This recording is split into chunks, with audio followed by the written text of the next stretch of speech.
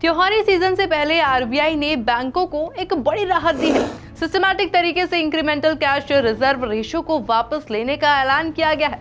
नमस्कार, भारत 24 के digital platform पर आप सभी का स्वागत है और आपके साथ मैं हूं आयुषी महर्षि।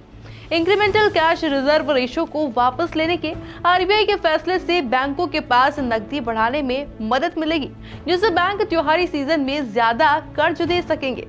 आरबीआई ने इंक्रीमेंटल कैश रिजर्व रेशो को 7 अक्टूबर 2023 से खत्म करने का ऐलान किया। अगले एक महीने में चरणबद्ध तरीके से इंक्रीमेंटल कैश रिजर्व रेशो में कमी की जाएगी। ऐसे में देखिए, 2000 रुपए के नोट के वापस लेने के ऐलान के बाद बैंकों के पास नकदी बढ़ गई थी, जिसे घटाने के लिए 10 अगस्त 2023 को मॉनेटरी पॉलिसी का ऐलान करते हुए आरबीआई गवर्नर ने बैंकों को नकदी घटाने के लिए 10% इंक्रीमेंटल कैश रिजर्व रेशो रखने का प्रावधान कर दिया था। आरबीआई ने कहा कि इंक्रीमेंटल कैश रिजर्व रेशो के तहत जो रकम जमा किए गए हैं उसे फेज तरीके से जारी किया जाएगा, जिससे मनी मार्केट बेहतर तरीके से काम कर सके।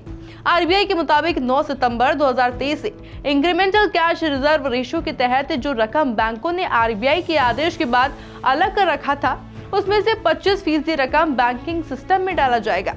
30 सितंबर 2023 से 25% और रकम बैंकिंग सिस्टम में आ जाएगा और 7 अक्टूबर को बाकी बचे 50% रकम भी बैंकिंग सिस्टम में डाल दिया जाएगा। इसके अलावा देखिए, बात करें 10 अगस्त की, तो ऐसे में 10 अगस्त 2023 को आरबीआई मॉनेटरी पॉलिसी बैठक में बैंकों को 10% इंक्रीमेंटल कैश रिजर्व रेशो अलग से रखने के आरबीआई के आदेश के बाद बैंकों के पास नकदी की कमी देखने को मिली थी। ऐसे में आरबीआई ने 2000 रुपए के नोट बैंकों में जमा होने के बाद नकदी बढ़ने के चलते ये फैसला लिया था। लेकिन अब जब देखिए त्योहारी सीजन आने को है, नकदी की मांग बढ़ने वाली है और ऐसे में बैंक लगातार इसे वापस लेने की गुहार लगा रहे थे।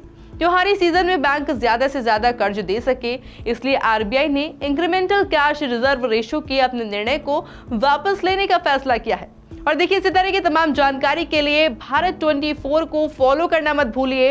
वीडियो पसंद आया तो लाइक और शेयर करना ना भूलिए और आप इस पर क्या विचार रखते हैं कमेंट सेक्शन में ये भी जरूर बताइएगा।